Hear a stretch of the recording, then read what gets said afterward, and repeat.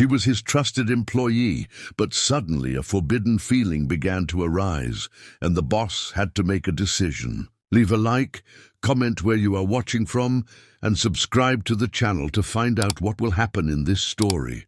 The storm that struck Maplewood that March night seemed intent on washing the entire town away. The cobblestone streets of the central area shone under the yellowish light of the old street lamps, while the rain pounded relentlessly against the windows of the tallest building in town, a modest 12-story structure that housed the headquarters of Miller Construction, Inc. On the 10th floor, Helen Carter meticulously organized the last documents of the day. At 42, she maintained the elegant posture of someone who learned to navigate corporate environments through observation and determination, not privilege. Her dark brown hair was pulled back into a flawless bun, and the navy blue suit, though simple, was impeccably tailored. Helen was not a conventionally beautiful woman, but she possessed something far more powerful, a presence that commanded silent respect. "Helen, are you still here?" The deep voice echoed down the hallway, making her lift her eyes from the financial reports she was reviewing for the third time. Edward Miller appeared at the door of her office as he always did, occupying the entire available space, not only with his physical stature of 6 feet and 1 inch, but also with the energy he radiated. At 50, he was the most feared and respected man within a 100-mile radius. Graying hair at the temples framed a chiseled face, marked by invisible scars from a childhood few knew about. His dark brown eyes, almost black, had the ability to intimidate seasoned businessmen or soften when he looked at the town's children. "Of course I am. Mr. Miller, someone needs to finish the report for the new housing development before tomorrow's meeting with the mayor." Helen did not lift her eyes, pretending to be fully concentrated on the numbers in front of her. Edward approached her desk, and Helen felt the familiar aroma of his cologne, mixed with the scent of rain he had brought in from outside. It was an expensive but understated fragrance, typical of a man who had money but did not need to flaunt it. "Helen." He paused beside her desk, and this time there was something different in his voice. "You have been here for 15 years. You know every project, every decision, every mistake I have made in this company." She finally lifted her eyes, surprised by the change in tone. "What are you getting at? Why have you never questioned me about Roger's dismissal last week?"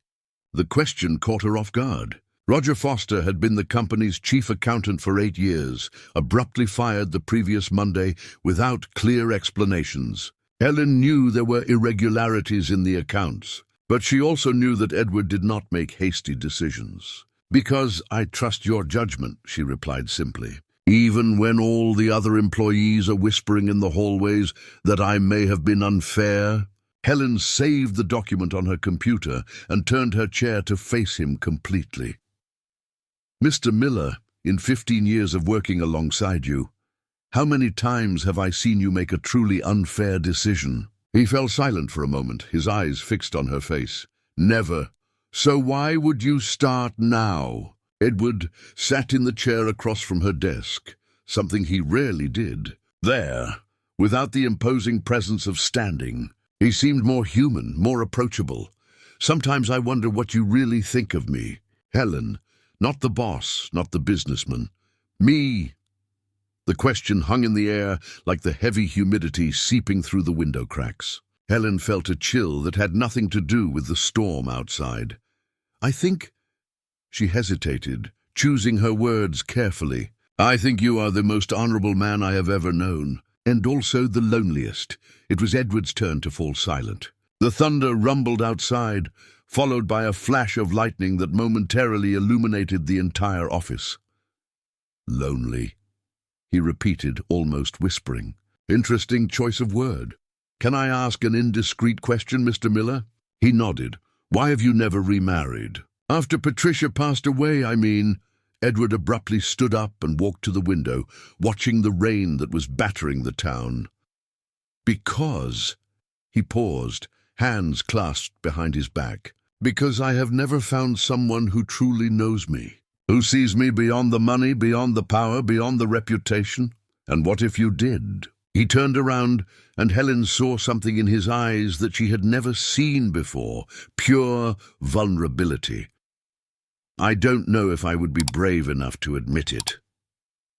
At that moment, a deafening crash echoed through the building, followed by the unmistakable thud of something heavy colliding. The lights flickered once, twice, and then went out completely. "Power outage," Helen murmured, groping in the darkness. "The emergency generator should kick in a few seconds," Edward said, but his voice sounded closer now. Seconds turned into minutes, and the building remained plunged into total darkness. Only the flashes of occasional lightning illuminated the office, creating dancing shadows on the walls. "I think the generator was affected too," Helen said, her voice strangely calm in the dark. "Let's try to get out of here." The emergency stairs have independent lighting. They carefully walked down the dark hallway, Edward guiding Helen with a gentle hand on her back. But when they reached the emergency elevator, the only one that worked during power outages, they discovered it was also out of order. "The storm must have hit the main transformer," Edward murmured, repeatedly pressing the elevator button. "Our cell phones have no signal," Helen said, checking her device, "and the landline is dead too." They were alone, on the 10th floor of a powerless building, in the midst of the biggest storm Maplewood had seen in years. The sound of the rain against the windows intensified, and occasionally they heard the sound of branches breaking outside. "Well," Edward said with a humorless laugh, "it looks like we're in for a long night," as they blindly made their way back to the office. Feeling their way along the corridor walls, Helen couldn't help but think that perhaps fate was conspiring to force them into the conversation they had both been avoiding for years. In the almost complete darkness of their office, illuminated only by the sporadic flashes of lightning, two hearts that had been beating in unison for a long time would finally have the chance to listen to each other. Helen lit two votive candles she kept in the bottom drawer of her desk, a habit acquired after years of power outages in the small town.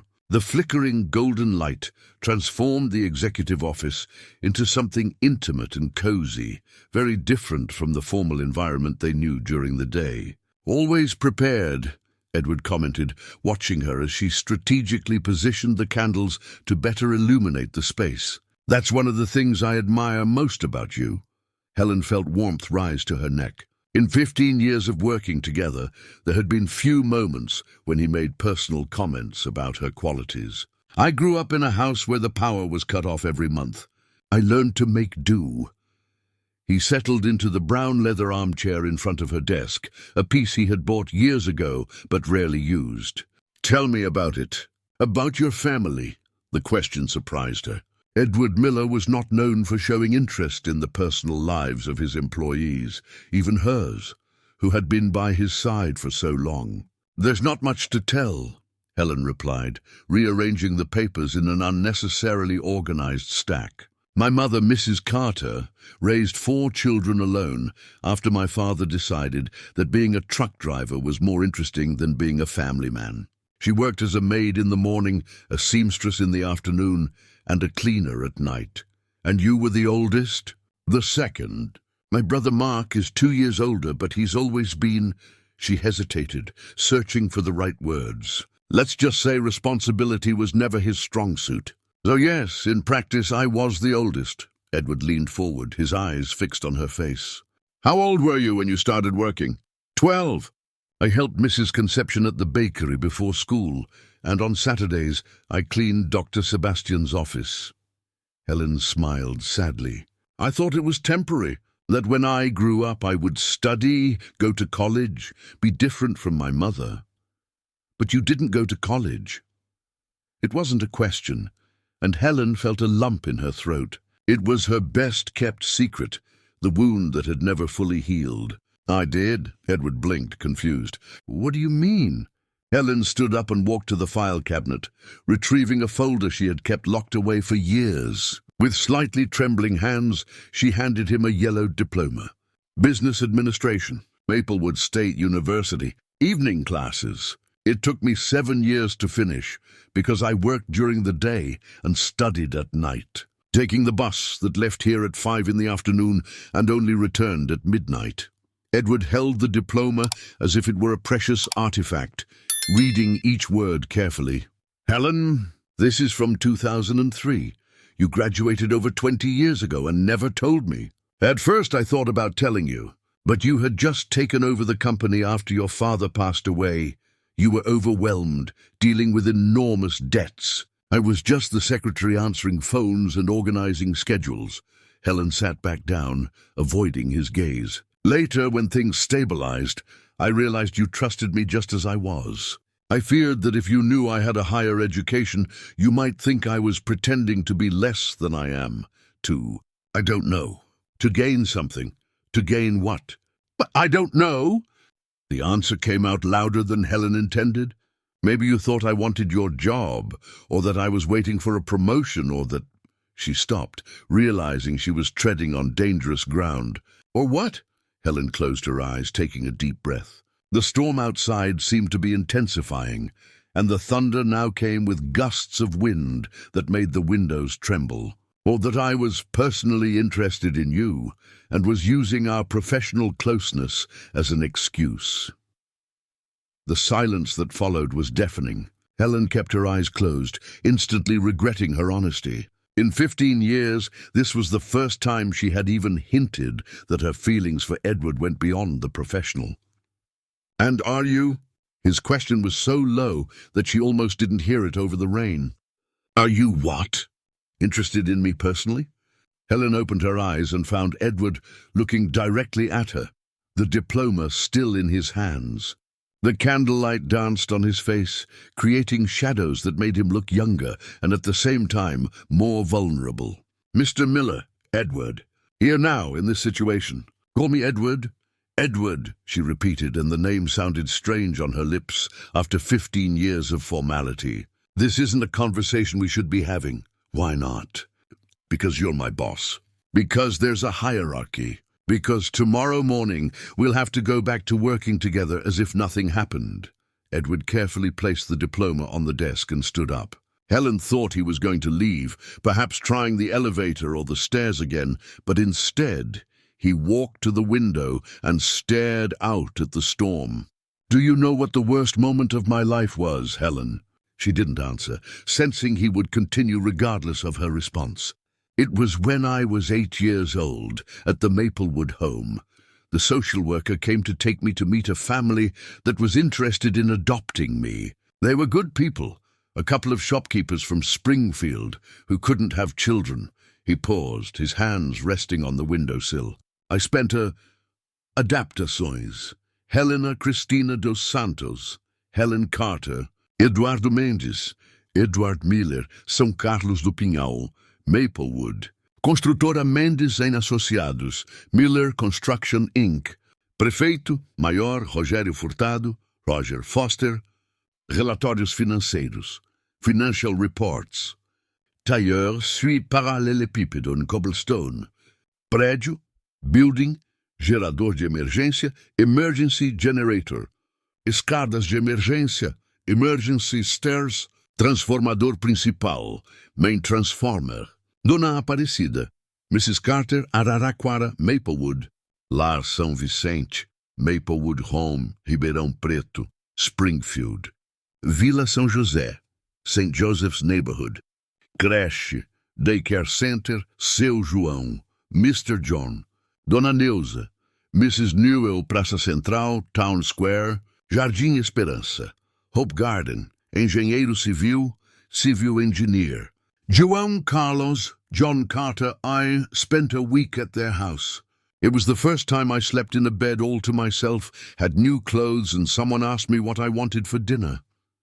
Helen felt her chest tighten, imagining Edward as a child, full of hope. On the last day, I overheard a conversation I shouldn't have. The woman was telling her husband that I was too closed off, too traumatized, that maybe it would be better to look for a younger, easier child to mold. Edward turned to look at Helen. They sent me back the next day. Edward, I learned that day that showing who you really are, letting people see your vulnerabilities, is too dangerous. It's safer to keep your distance, build walls, be respected rather than loved. Helen stood up and walked over to him, stopping a few steps away. And did it work? For 42 years, yes, until... Edward stared at her, and Helen saw in those dark eyes the same 8-year-old child who had learned that love could be taken away without warning. Until I realized there is someone in this world who has known me for 15 years, who has seen my worst moments, my mistakes, my questionable decisions, and still chooses to stay, who challenges me when I need to be challenged, who supports me when I need support, who makes me laugh when I can't even remember how. Helen's heart was beating so fast that she was sure he could hear it. Edward, we can't. Why not? Because it's too complicated. Because it could go wrong. Because you're scared too. The question hit her like lightning. Helen realized her hands were trembling slightly. Yes, she whispered. I'm very scared. A particularly strong thunderclap made the whole building shake, and Helen instinctively took a step toward Edward. He reached out his hand, and she accepted it without thinking, feeling the rough warmth of his fingers enveloping hers. What are you afraid of? Edward asked, his voice low and intimate in the dim light. Helen looked at their intertwined hands. Of not being enough. Of you discovering that beneath this well-tailored suit and this perfectly organized agenda, I'm just Helen Carter, daughter of Mrs. Carter, who did laundry for a living, granddaughter of Mr. John, who died drunk in a gutter. And you think that matters to me? It should matter. Helen tried to pull her hand away, but he held it tighter. Edward, you don't understand. When we leave this building, you go back to your house in Palm Grove, overlooking the artificial lake, with 3 cars in the garage. I go back to my little house in St. Joseph's neighborhood, next to the train tracks, where the plaster is peeling and the gate creaks because I can't afford to fix the hinge. Edward was silent for a long moment, processing her words. Do you think I care about where you live? I don't know what you think about that. That's exactly the problem. Helen finally managed to release his hand and walked back to her chair. We've worked together for 15 years, but there are chasms between us that you can't even imagine. Then tell me. Help me understand. Helen took a deep breath, closing her eyes for a moment. Do you know why I accepted this job? Because you were unemployed and I was desperate for a secretary after Marlene retired. No, Helen smiled sadly. I was working at Mrs. Newell's store, earning minimum wage selling fabrics and notions. I actually had 2 jobs. In the morning at the store, in the afternoon I tutored neighborhood kids. Edward moved closer again, intrigued. So why did you come to work here? In the beginning, I was only paying 50 reais more than minimum wage. Because one afternoon, I was at the town square waiting for the bus when I saw you arguing with the city officials about the construction of the daycare center in Hope Garden. Helen looked directly at him. You were furious because they wanted to use substandard materials to save money. You said it didn't matter if the profits would be lower, that the children in that neighborhood deserved a daycare as good as any private school in the city. Edward frowned, clearly not remembering the specific episode. I was there, hiding behind Mr. Anthony's newsstand, listening to you argue with the public works secretary because he wanted to replace the aluminum windows with cheap wood. You said, Helen paused, her voice choked with emotion. You said you'd been a poor child and knew exactly what it was like to study in a place that always felt like it was falling apart. Helen, in that moment, I knew I wanted to work for you. Not for the money, not for the stability. Because you were a man who remembered where he came from and used his power to help those left behind. Edward sat heavily in the armchair, his hands covering his face. My God, Helen, all this time I admired the man you are inside. What you build are not just buildings, Edward. You rebuild hopes.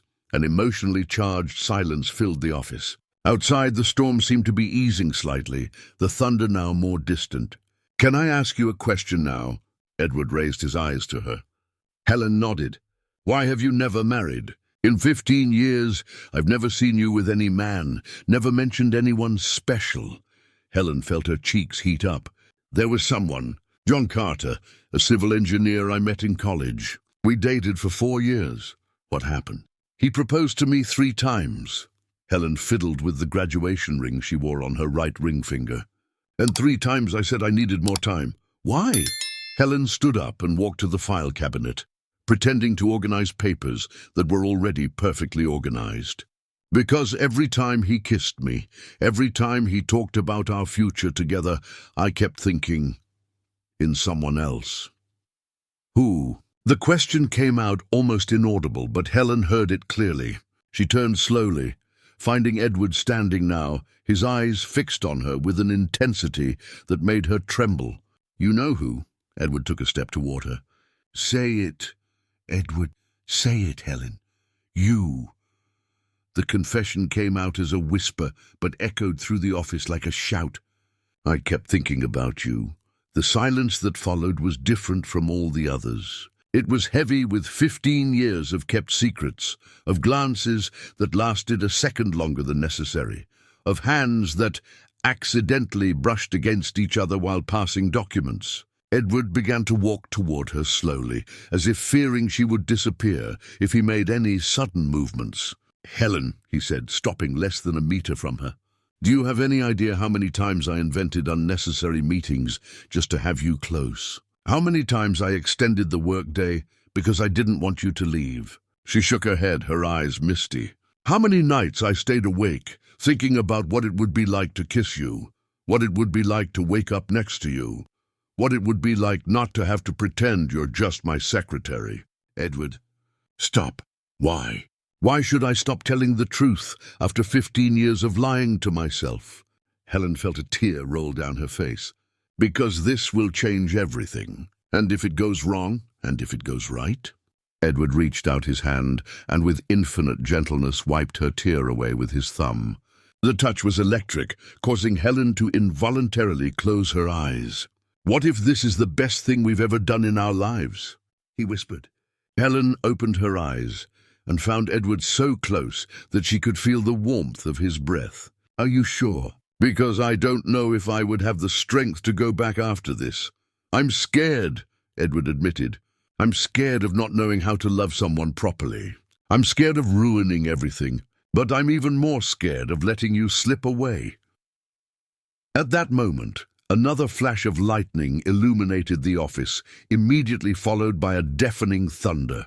But neither of them moved. They were trapped in a bubble where only the two of them existed. And 15 years of repressed feelings finally found their voice. Helen, Edward said, his voice hoarse with emotion, give me a chance. Give us a chance.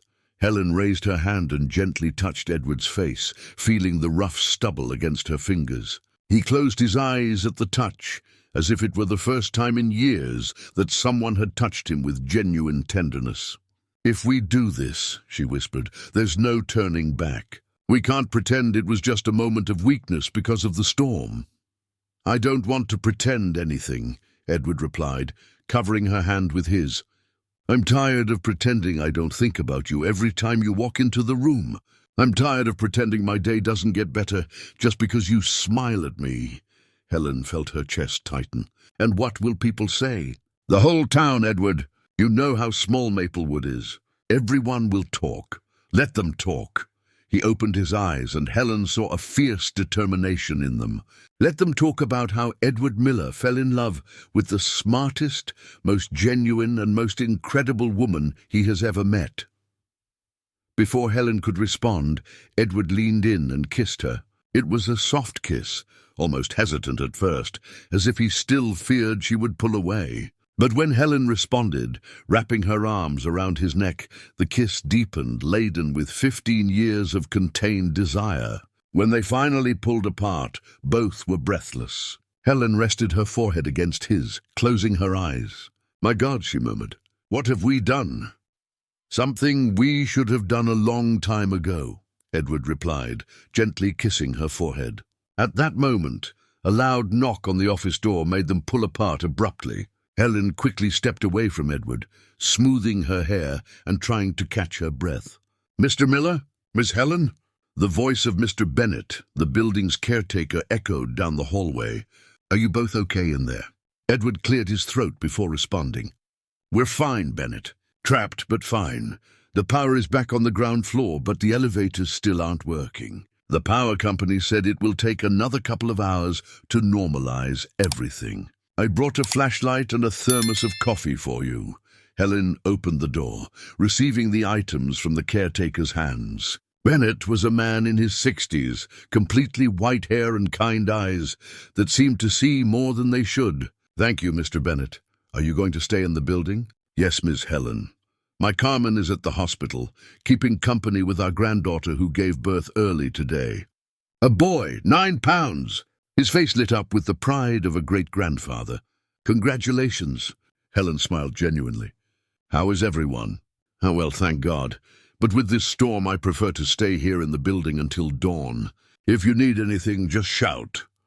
After Bennett left, Helen and Edward were alone again, but now there was a different tension in the air. Reality was beginning to impose itself on the magical moment they had shared.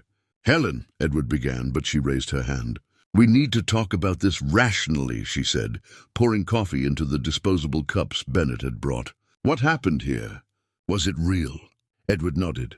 More real than anything I've ever felt in my life. Then we need to think about the consequences.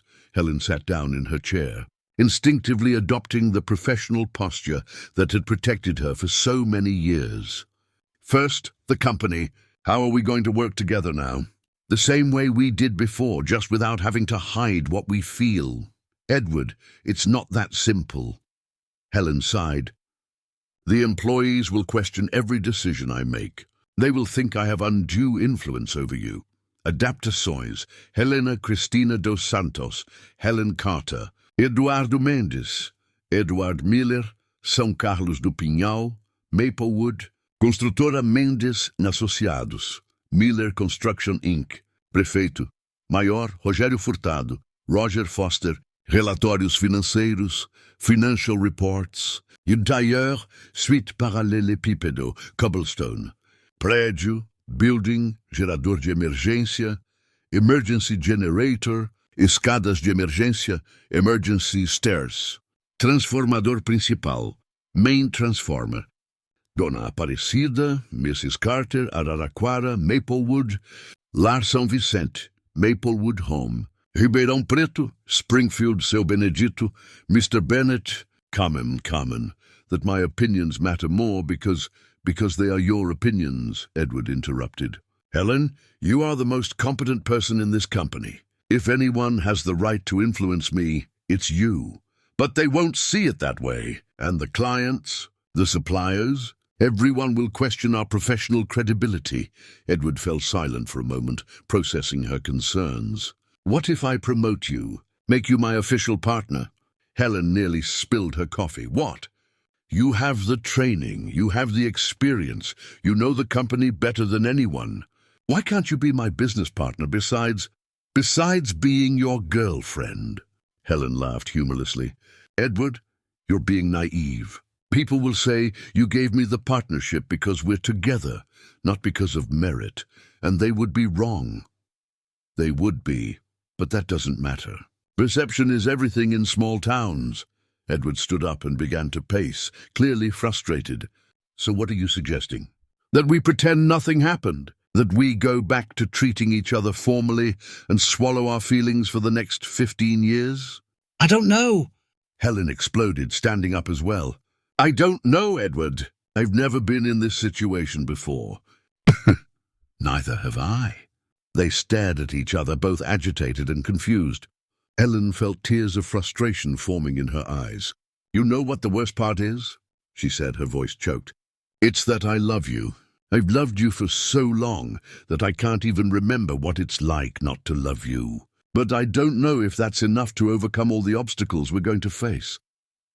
Edward stopped pacing and looked at her with an expression of pure tenderness. Helen, your daughter is coming back from Europe next month. What will Mariana think when she finds out you're involved with your secretary? She already looks at me with suspicion when I talk to you about the company. Mariana will have to accept that I have the right to be happy. And what if she doesn't accept it? What if you have to choose between me and your daughter? The question hung in the air like a sword. Edward opened his mouth to respond, but the words didn't come. Helen saw doubt pass through his eyes, and her heart broke a little.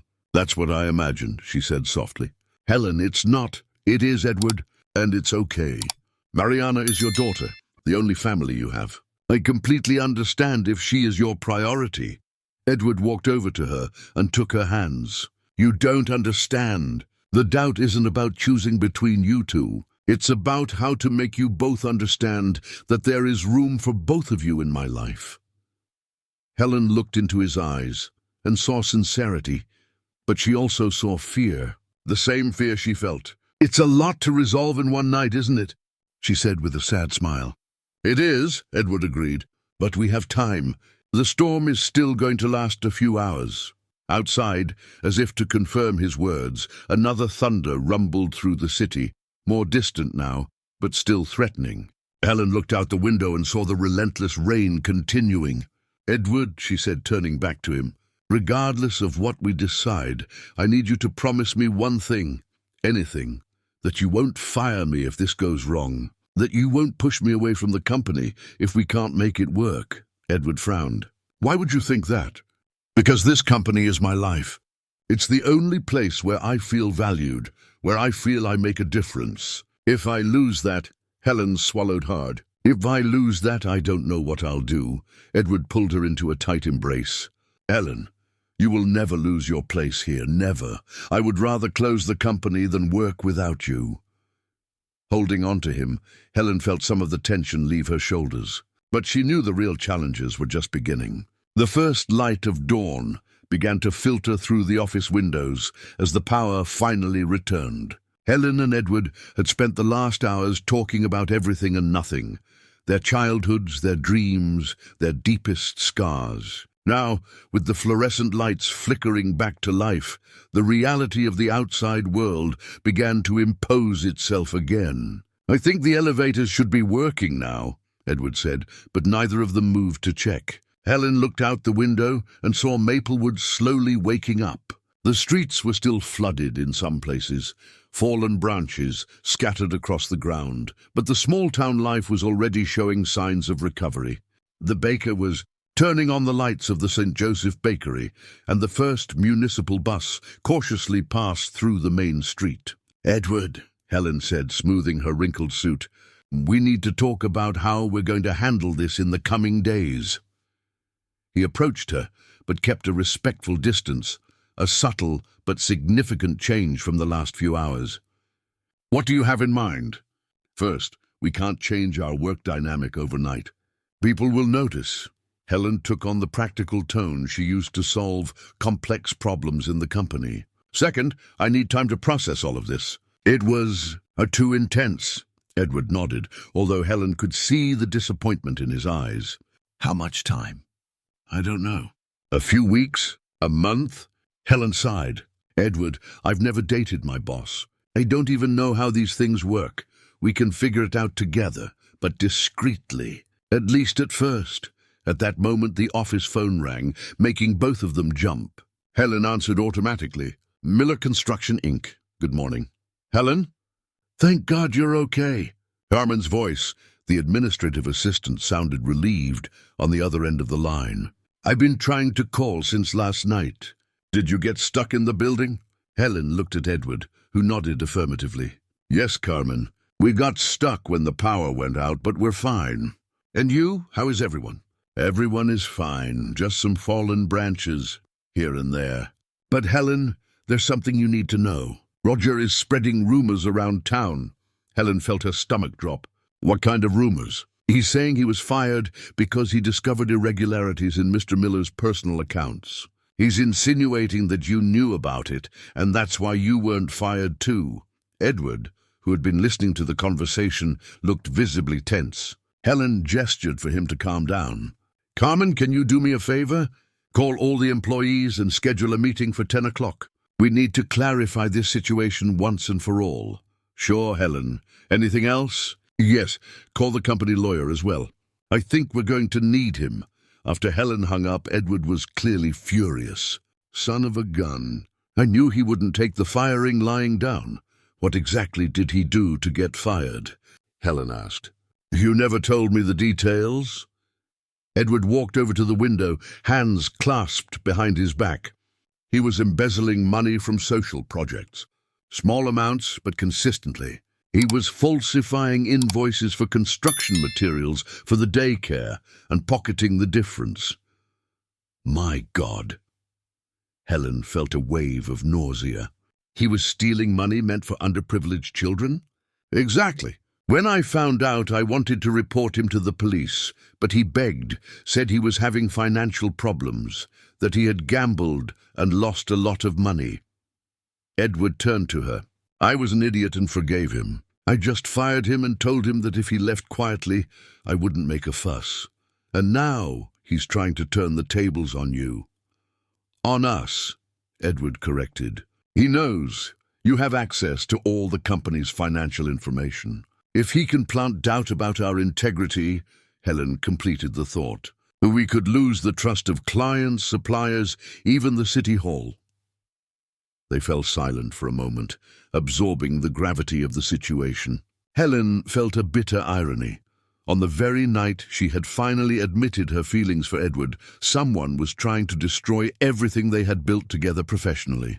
Helen, Edward said, stepping closer to her again, does this change anything between us? She looked at him, seeing the vulnerability he was trying to hide. What, Roger's rumors? Yes, if they start associating our relationship with financial irregularities. Edward, Helen interrupted, gently touching his arm. Do you really think I care about gossip? After 15 years, working by your side, knowing your integrity.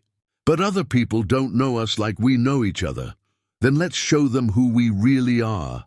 Helen felt a determination growing inside her. We'll handle this situation with Roger transparently, show the documentation, call in independent auditors if necessary. Edward smiled for the first time since the phone rang. And what about us? Helen hesitated for a moment, then made a decision. We'll take it slow, just like we planned.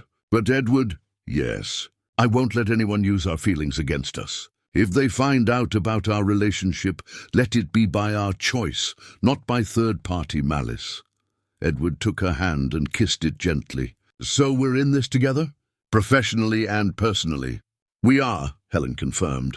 But now I need to go home, take a shower and change before the meeting. And you do too. They headed to the elevator, which was now working perfectly. During the descent, they remained silent, each lost in their own thoughts. Helen knew the coming days would be crucial, not only for the future of the company, but for the future of the relationship that was blossoming between them. When they reached the ground floor, Mr. Bennet was waiting for them with a cheeky smile. Did you have a good night, Mrs. Carter? I did, Mr. Bennet.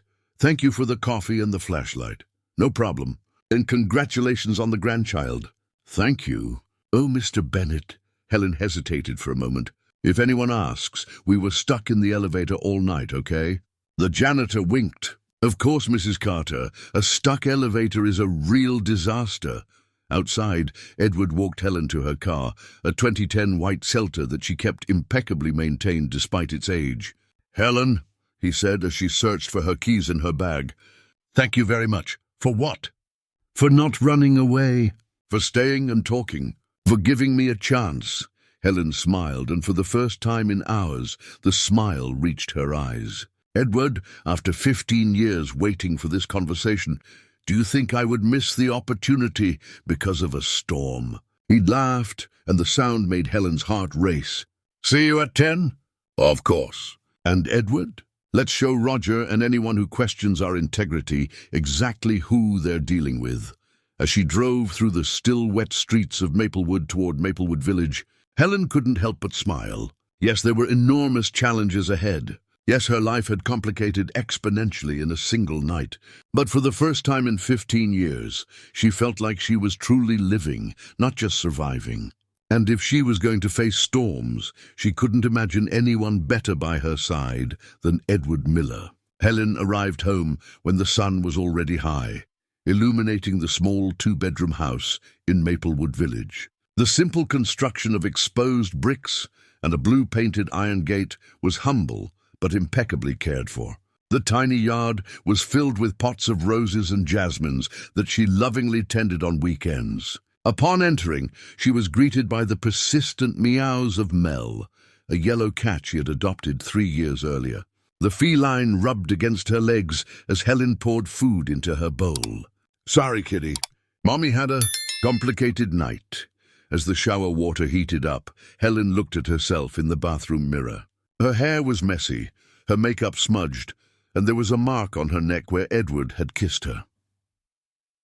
In the midst of a more intense moment in the early morning, she gently touched the mark, still feeling the warmth of his lips. "My God, Helen," she murmured to her reflection. "Well, what have you gotten yourself into?"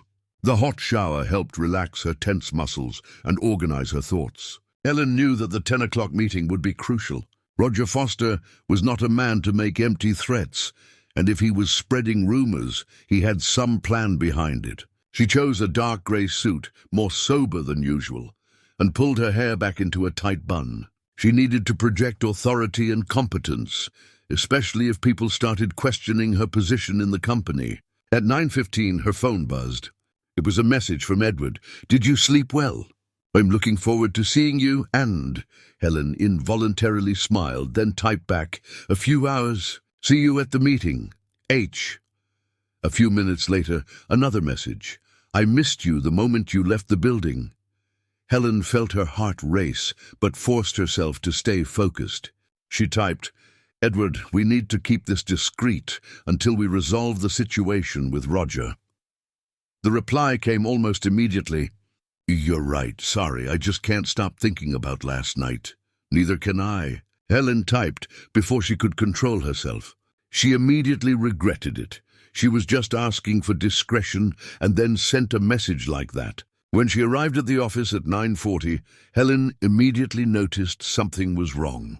There were more cars in the parking lot than usual for a Monday morning, and she recognized Marissa Allen's black Civic, the lead reporter from the Maplewood Gazette, the local newspaper that everyone read religiously.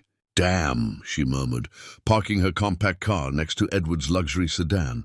Carmen intercepted her as soon as she entered the lobby. The administrative assistant, a plump woman in her 50s with dyed blonde hair, looked nervous. "Helen, thank God you're here. Things are bad. What's going on?" "Roger gave an interview to Marissa this morning. She's here wanting to talk to you and Mr. Miller, and there's more. Gilbert Sampson is here too."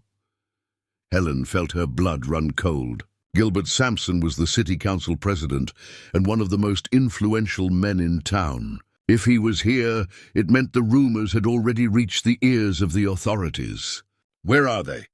"In the meeting room on the 8th floor. Mr. Miller arrived 20 minutes ago and went straight there." Helen took a deep breath. "Carmen, cancel the staff meeting for now. Tell them it will be rescheduled for this afternoon. I already did that when I saw the commotion." "Helen..." Carmen hesitated. "Is it true what Roger is saying?" "What exactly is he saying?" "That Mr. Miller was embezzling money from social projects and that you helped cover it up. That you two have a secret partnership in other companies." Helen felt a wave of anger. "Carmen, you've known me for 10 years. Do you really believe I would be capable of something like that?" The woman lowered her eyes, embarrassed. "No, Helen, of course not. It's just that Roger seemed so convinced, you know. And he showed some documents to Marissa." "What kind of documents?" "I'm not sure. He didn't let me see them closely." Helen nodded and headed to the elevator. During the ride to the 8th floor, she tried to control her breathing and organize her arguments. She knew that the next few minutes would be decisive, not only for her career, but for the future of the company she had helped build. The meeting room was tense when Helen entered. Edward was sitting at the head of the oval table, his face serious but controlled. To his right was Gilbert Sampson, a burly man in his 60s with a pronounced baldness and small, calculating eyes, flipping through some papers. To the left, Marissa Allen was setting up her recorder, her red hair impeccably styled and her navy blue suit conveying professionalism.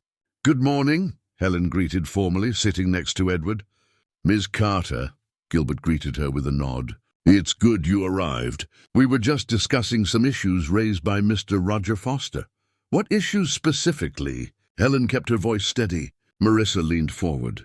"Helen, may I call you that? Roger claims that you and Edward, Mr. Miller, have a personal relationship that compromises the transparency of the company. He says you have privileged access to the accounts, which has allowed for certain irregularities." Helen felt Edward tense beside her, but maintained a neutral expression. "Miss Allen, I have worked at this company for 15 years. I have access to financial information because that is my role as an administrative assistant. If there are any suspicions of irregularity, I am available to clarify any doubts." "And what about the personal relationship?"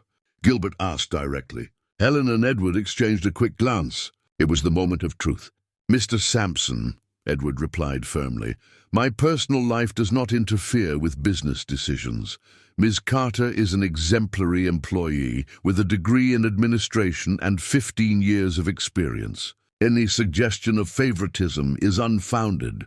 "But do you have a personal relationship?" Marissa pressed. Helen took a deep breath. "Miss Allen, Mr. Miller and I maintain a strictly professional relationship. Any insinuation to the contrary is malicious speculation. Technically, it wasn't a lie until the night before it had indeed been purely professional." But Helen knew she was treading on dangerous ground. Gilbert placed the papers on the table. "Well, regardless of personal relationships, there are some documents here that need clarification. Transfers to an account in the name of H.C. Carter Consulting. Can you explain this?" Helen felt the world stop. She looked at the papers and saw bank statements she didn't recognize, with transactions she had never made. "Mr. Sampson," she said, her voice slightly trembling, "I have never opened a consulting firm. These documents, I don't know where they came from." Edward took the papers, examining them carefully. "These statements are forgeries," he said categorically. "The dates don't match, and this isn't the typeface our bank uses." "How can you be so sure?" Marissa asked. "Because I know every penny that leaves this company, and because I trust Mrs. Carter's integrity completely." Gilbert leaned back in his chair. "Mr. Miller, I understand your loyalty, but—" "It's not loyalty," Edward interrupted, his voice taking on an authoritative tone that silenced everyone in the room. "It's knowledge. Helen Carter is the most honest and competent person I've ever met. If someone is trying to incriminate her, it's because they know that by attacking her they are directly attacking the credibility of this company." Helen felt a wave of gratitude and pride. Edward was publicly defending her, risking his own reputation. "I propose a solution," she said, standing up. "Hire independent external auditors. Analyze every document, every transaction from the last 5 years. If they find any irregularities involving my name, I will resign immediately and submit to legal consequences." The silence in the room was absolute. Marissa stopped fiddling with the recorder, Gilbert raised his eyebrows, and Edward looked at her with barely concealed admiration. "You're very confident for someone who might be under investigation," Gilbert observed. Helen smiled coldly. "Mr. Sampson, when you have a clear conscience, there is nothing to fear." The tension in the conference room was palpable as Marissa Allen turned off the recorder and packed her materials. Gilbert Sampson collected the dubious documents, but his gaze remained skeptical. "Very well," said the chamber president, standing up. "I will take this audit proposal to the mayor. If you are truly willing to submit to an independent investigation, it shows good faith." "More than good faith," Edward said, accompanying him to the door. "It shows that we have nothing to hide." After Gilbert and Marissa left, Helen sank into her chair, exhausted. The adrenaline that had kept her steady during the meeting was dissipating, leaving her trembling. "Helen!" Edward approached, concern evident in his voice. "Are you okay?" "I don't know." She massaged her temples, feeling a headache forming. "Edward, where the hell did those documents come from? I've never opened a business, never received a cent beyond my salary." Edward pulled a chair closer to her. "They are crude forgeries, Helen. Any experienced accountant will spot that in 5 minutes. but the damage may already be done. If this story spreads around town—" Helen paused, a terrible realization forming in her mind. "Edward, what if someone finds out about last night?" "About us?" "No one will find out. Mr. Bennett saw us leaving the building together this morning. What if someone asks questions? What if they connect this with the rumors about Roger?" Edward fell silent for a moment, clearly processing the implications. "Helen, are you regretting what happened between us?" The question hit her like a punch. Helen looked into his eyes and saw fear. The same fear of abandonment he had carried since childhood. "No," she replied firmly, "I'm not regretting. But I am afraid of the timing. If our relationship comes to light now, in the middle of this crisis, people will think it confirms everything Roger is saying. So what do we do?" Helen took a deep breath, forcing herself to think rationally. "We do exactly what I promised. We hire auditors, open all the books, prove our innocence. And in the meantime, we keep our distance. For the sake of the company and our reputation." Edward stood up abruptly, walking to the window. "Distance," he repeated, his voice bitter. 15 years waiting to admit what we feel. One magical night where we were finally honest with each other, and now it all goes back to how it was before." "Edward, it's not forever. It's just until when, Helen? Until the next scandal. Until the next person decides to attack us." He turned to her, his eyes shining with frustration. "There will always be something. There will always be an excuse to hide what we feel." Helen stood up and went to him. "You're right. There will always be something. But this time, Edward, it's not just our happiness at stake. It's 43 jobs. It's the families that depend on this company. It's the daycare we're building, the school we renovated." Edward closed his eyes, the internal struggle evident on his face. "I know you're right. But it's hard, Helen. It's hard to pretend you're just my secretary when all I want is—" "What is it?" He opened his eyes, and Helen saw an intensity that made her tremble.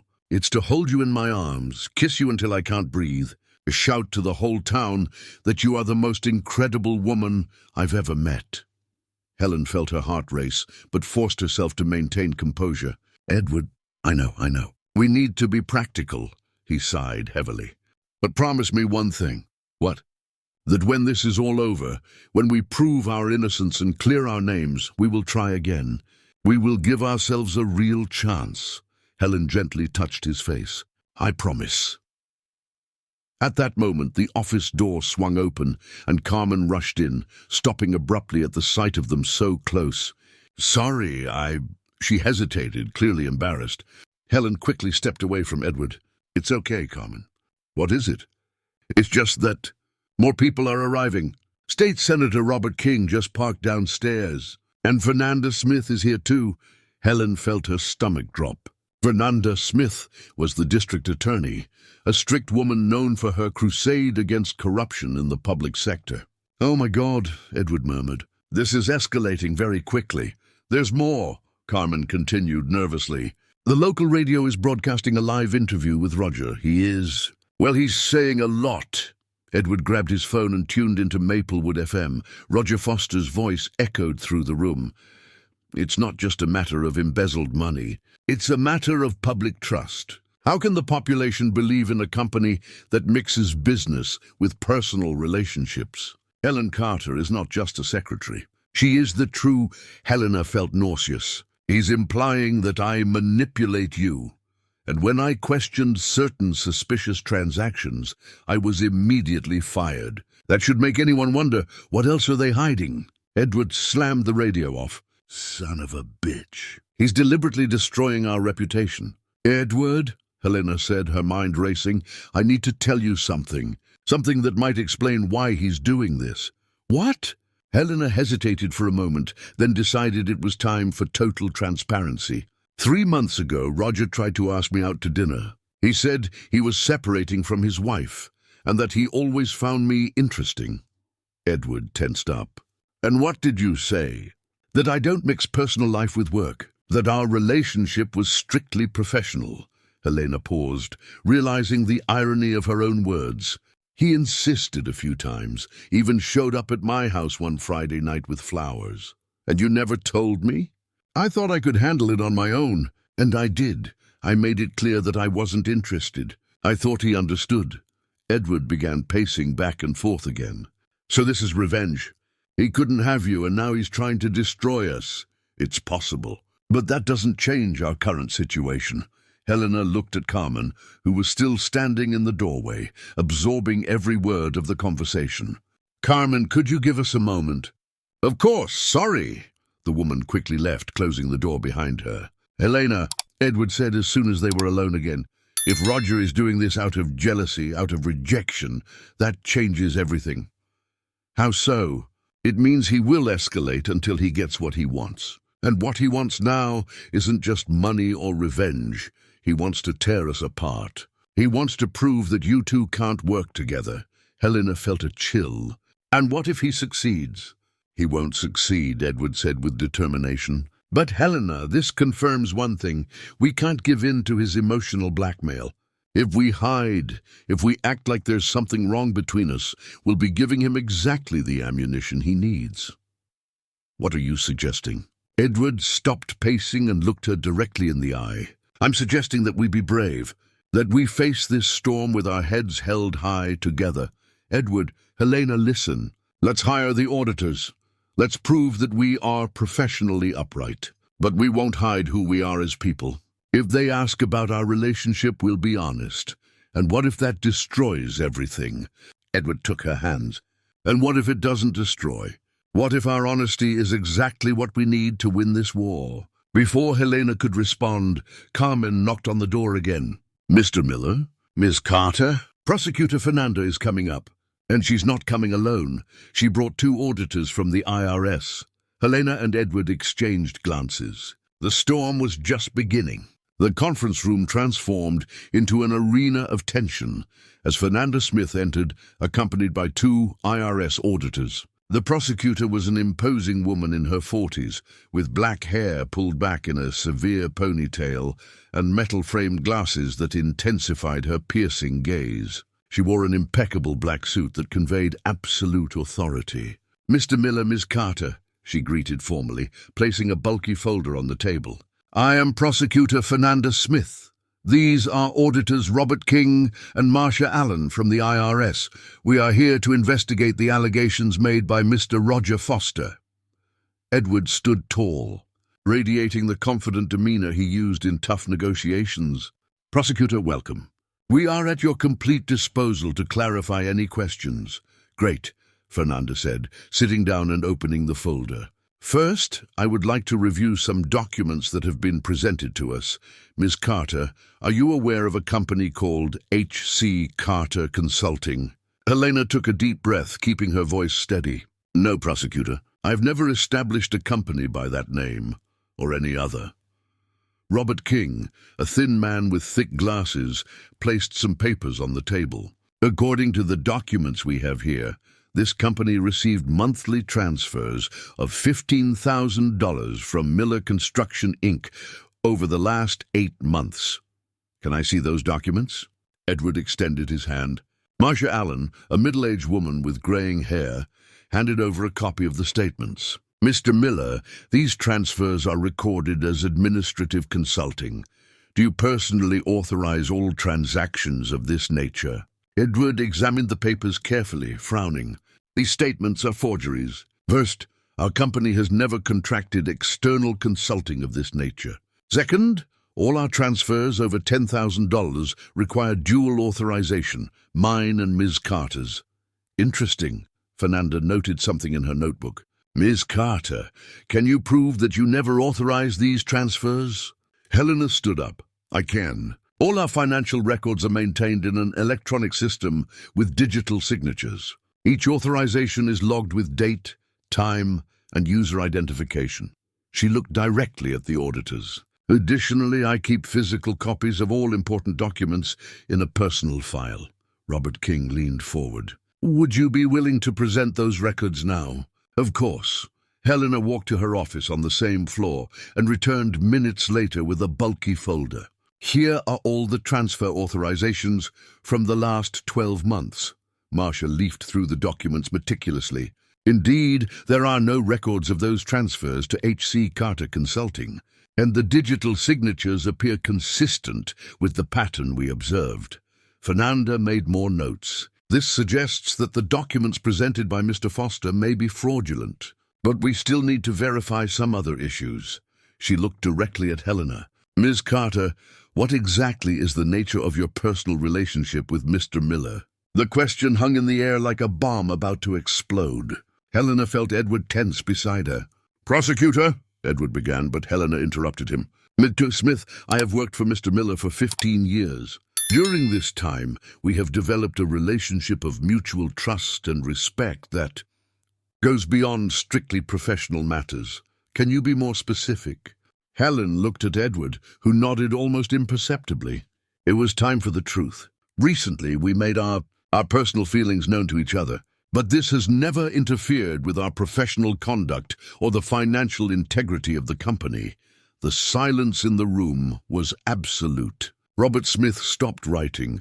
Marcia lifted her eyes from the documents, and Fernanda studied her with renewed interest.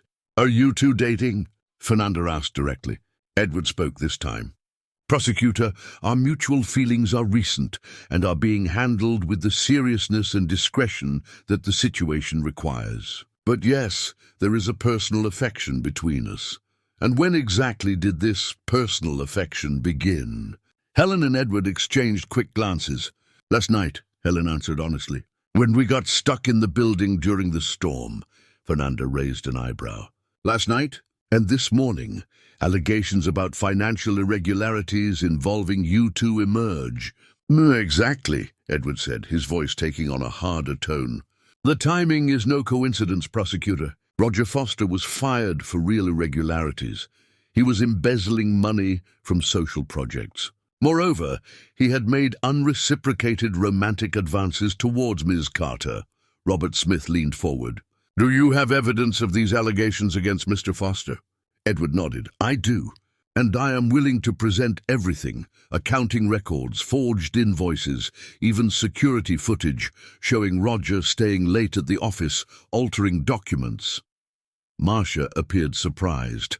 "Why didn't you present this evidence when you fired him?" "Because I was foolish," Edward admitted. "I believed he would leave quietly if I didn't make a scene. I never imagined he would create this circus for revenge." Fernanda closed her notebook and leaned back in her chair.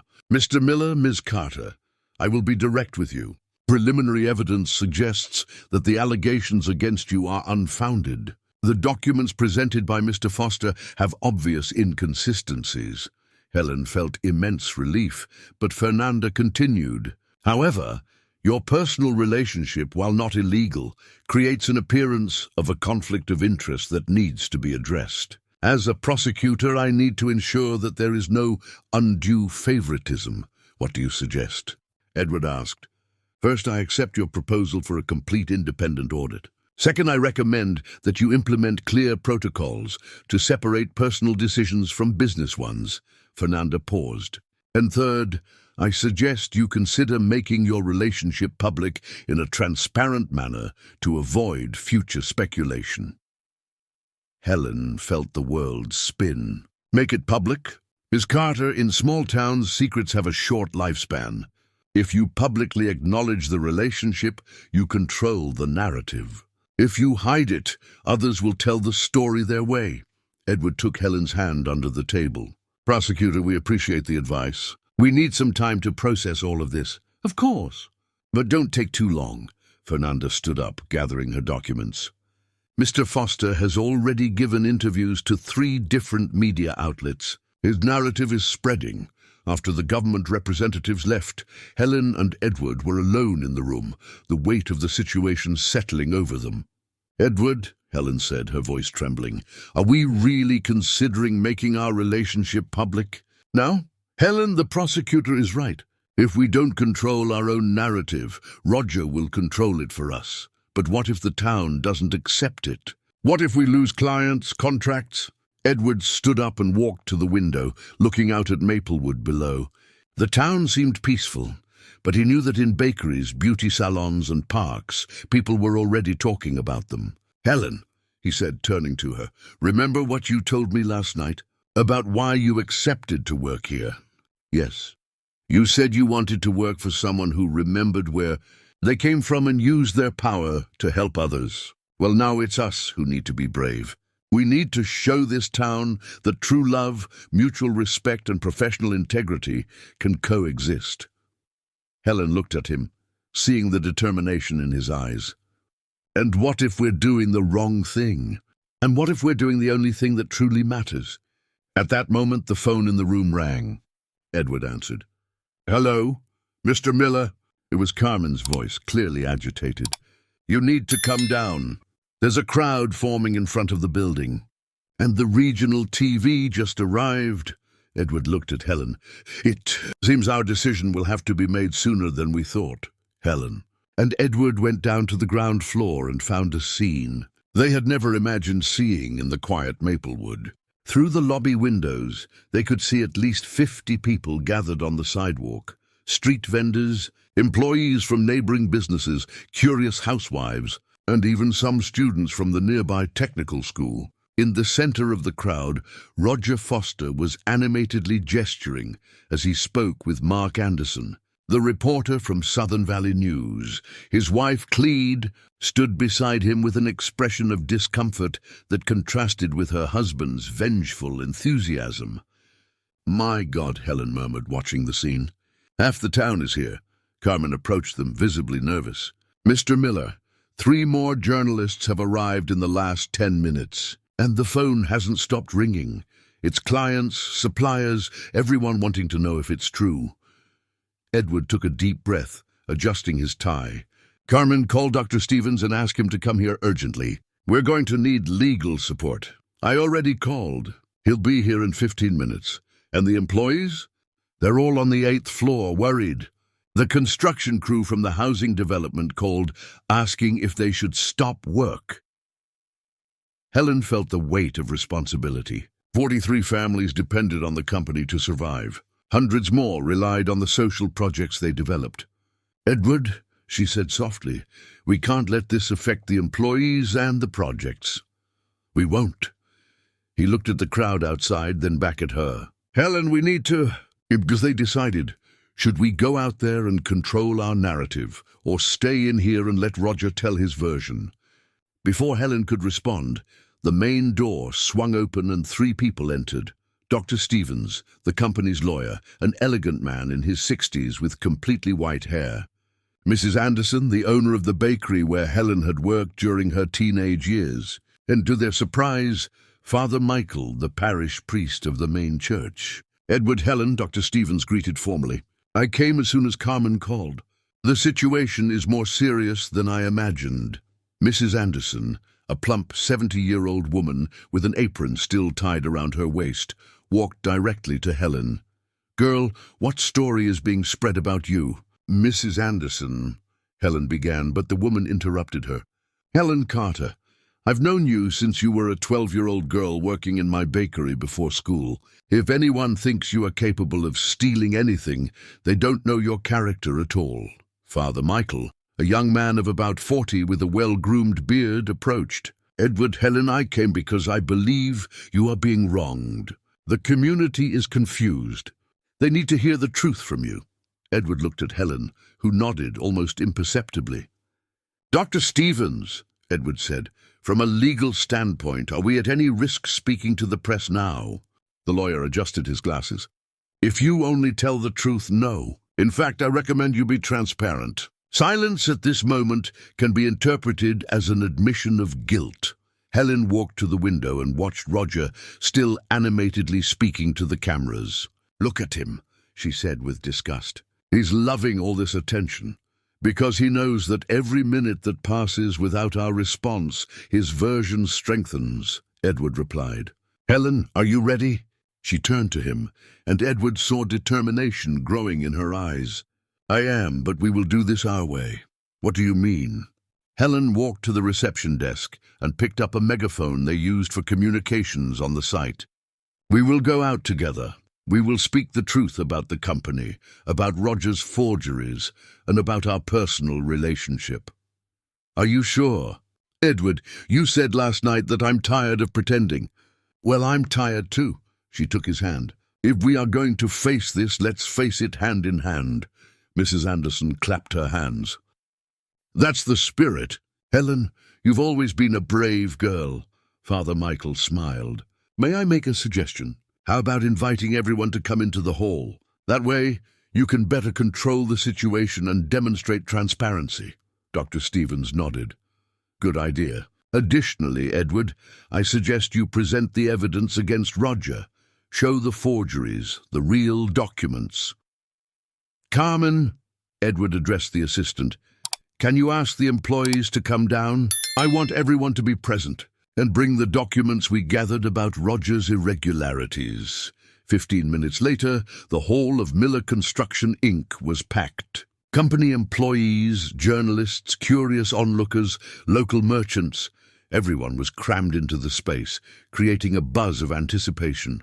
Edward and Helen positioned themselves near the central staircase where everyone could see them. She held his hand firmly, and to any observer, it was clear that it was not just a gesture of professional support. Everyone, Edward began, his voice echoing through the hall, thank you for being here. I know many of you have heard serious accusations against me and Helen today. We are here to tell the truth. A murmur ran through the crowd. Helen saw familiar faces in the audience. Old clients, suppliers, neighbors from her neighborhood. First, Helen took the floor, surprising some with the firmness in her voice.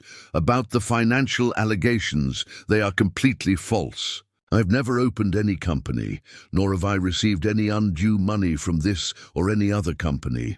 Dr. Stevens stepped forward, carrying a folder. These are copies of the documents presented as evidence against Helen and Edward, he said, holding up some papers. And these are the same pieces of information taken directly from the company's banking system. As you can see, the alleged transfers never existed. Mark Anderson, the TV reporter, approached with a microphone. Miss Carter, Mr. Foster claims that you have a personal relationship that compromises the transparency of the company. Is that true? Helen took a deep breath. It was the moment of total truth. Yes, she said clearly.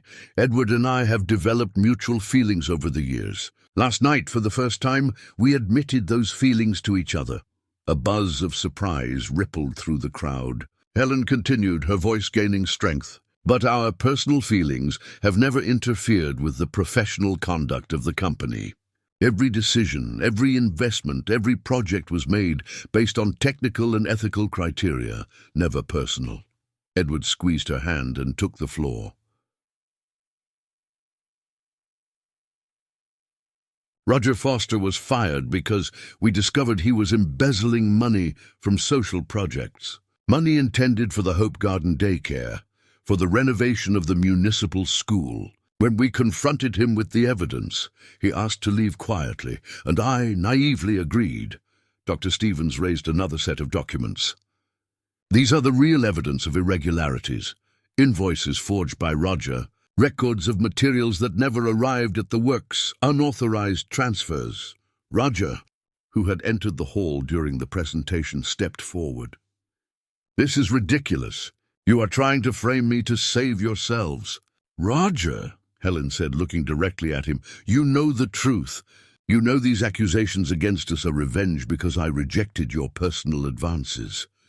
The silence in the hall was absolute. Claire, Roger's wife, looked visibly embarrassed, and some people in the crowd began to murmur. Mrs. Anderson stepped forward. Roger Foster, I have known you since you were a child. Your mother, God rest her soul, would be ashamed to see you making up lies out of spite. Father Michael also spoke up. I've known Edward and Helen for years. I have seen the social work they do, the integrity with which they conduct the church's projects. I don't believe a word of these accusations. Mark Anderson pointed the microphone toward Edward. Mr. Miller, how do you plan to definitively prove your innocence? We've already hired independent auditors, Edward replied. We will open all our books, all our accounts. Anyone can verify our financial integrity. And what about the personal relationship? Another journalist asked. Helen and Edward exchanged glances, and she nodded. "We're not going to hide anymore," Edward said, raising his hand intertwined with Helen's. "Yes, we are in love. Yes, we intend to build a life together. But that only strengthens our commitment to this company and this town." The crowd's reaction was mixed, some applause, some murmurs of approval, and some still skeptical faces. "One last thing," Helen said, her voice echoing throughout the hall. "This company employs 43 families. We build daycare centers, renovate schools, create opportunities for hundreds of people. We will not let lies and personal vengeance destroy all of this." Mrs. Anderson began to applaud, followed by several employees of the company. Gradually, more people joined in until most of the hall was applauding. Roger abruptly left, followed by Claire, who seemed to want to hide underground. When the buzz finally calmed down, Helen and Edward were still holding hands, facing together the first major storm of their new life together. 6 months later, the Patroness Festival of Maplewood was in full swing. The town square was bustling with activity. Food stalls wafted aromas of corn pudding and hot spiced wine. Children ran among the people with colorful balloons, and the main stage was preparing for the fireworks show that would conclude the celebration. Helen was standing next to the church's prize booth, wearing a simple yet elegant navy blue dress, watching Edward play with the children from the Hope Garden daycare. He was holding little Isabella, a 6-year-old orphan who had become their favorite during the regular visits they made to the institution. "Aunt Helen! Uncle Edward!" Isabella shouted, waving energetically. "Look what I won!" She showed off a teddy bear she had won at the ring toss game. "How lovely, Isa!" Helen approached, affectionately fixing the girl's curly hair. "And did you win it all by yourself?" "Uncle Edward helped me a little," Isabella confessed with a mischievous smile. "But I was the one who got the ring." Edward laughed, kissing the girl's head. "She has a great aim. She's going to be an architect when she grows up, or an engineer," Isabella declared confidently. "I'm going to build beautiful houses for all the children who don't have their own." Helen and Edward exchanged a look filled with emotion. In recent months, Isabella had become much more than just a beneficiary of the company's social projects. She was the constant reminder of why they did what they did. "Mr. Edward, Mrs. Helen?" Carmen's voice approached, accompanied by her husband John and their 2 teenage sons. "What a joy to see you here." "How are you?" "Very well, Carmen," Helen replied, hugging the administrative assistant who had become a close friend during the turbulent months following the public exposure of their relationship. "And you? How is the family?" "Great. John got the promotion at the factory. The boys are doing well in school." Carmen lowered her voice conspiratorially. "And you two? When's the wedding?" Edward and Helen laughed. The question had become a constant in recent weeks. It seemed like half the town was eager to celebrate the marriage of the most talked-about couple in Maplewood. "Easy there, Carmen," Edward said, draping his arm over Helen's shoulders. "Some things can't be rushed, but they can," a familiar voice interrupted from behind them, "especially when you've waited 15 years to admit you're in love." Everyone turned to see Mariana Miller approaching. Edward's daughter had returned from Europe 3 months earlier, graduated in architecture from the University of Milan, and to everyone's relief, she had fully embraced her father's relationship with Helen. "Mariana!" Isabella stretched out her arms from Edward's embrace to hug the 25-year-old. "You came?" "Of course I came, Princess. I wouldn't miss the Patroness Festival for anything," Mariana smiled, picking the girl up. "Besides, I have a surprise for all of you." "What kind of surprise?" Helen asked, intrigued. Mariana set Isabella down and pulled an envelope from her bag. "Remember when you asked me to design the expansion of the daycare?"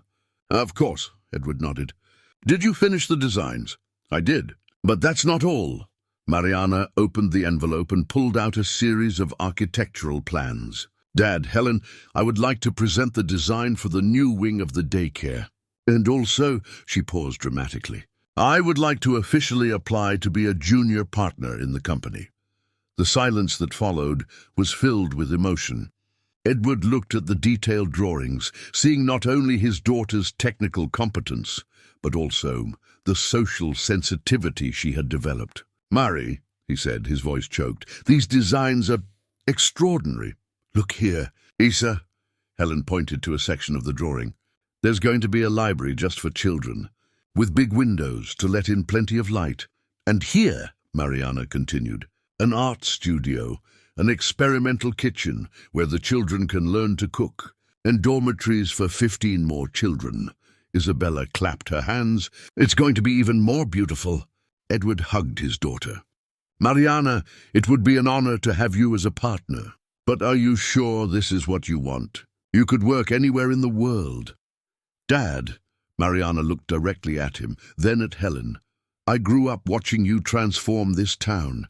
Now I want to be a part of it officially. I want to help build a better future for children like Isa."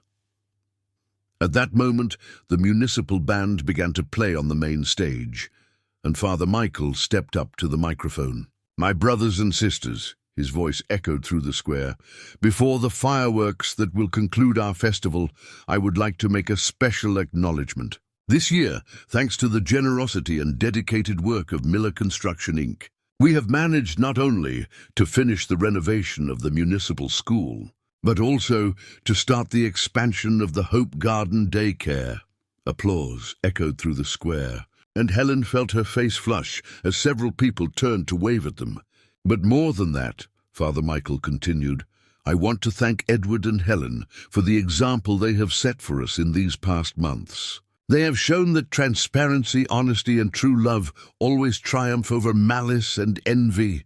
More applause, even more enthusiastic. Helen saw Mrs. Anderson waving vigorously from the candy booth, and even Mayor Gilbert Sampson tipped his hat in a respectful greeting. "And now," Father Michael smiled, "I know the whole town is curious about one specific question.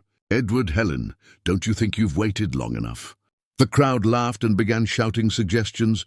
"Propose already." "What's the hold-up?" "The whole town is waiting." Edward looked at Helen, seeing the blush on her cheeks, but also the genuine happiness in her eyes. He knelt right there in the middle of the square, in front of hundreds of people. "Helen Carter," he said, pulling a small box from his pocket, "would you marry me?" The silence that followed was absolute. Then Isabella shouted, "Say yes, Aunt Helen, say yes!" Tears streamed down Helen's face as she nodded. "Yes, Edward. Of course, yes." The square erupted in applause and cheers of joy. At that moment, fireworks began to light up the night sky over Maplewood, creating a symphony of colors and lights that seemed to celebrate not only the Patroness Festival, but the love that had triumphed over all adversities. Edward slipped the ring onto Helen's finger, a simple yet meaningful solitaire, made with gold found on his family's property, as he had promised months before. When he stood up and kissed her, the crowd cheered even louder. "Dad!" Mariana shouted over the noise, hugging both of them. "Now you have to set the wedding date soon. The whole town will want to be part of it." "And I want to be the maid of honor," Isabella declared, jumping with joy. "And I want to be the best man," shouted Mr. Bennet, appearing from the crowd with Mrs. Carmen.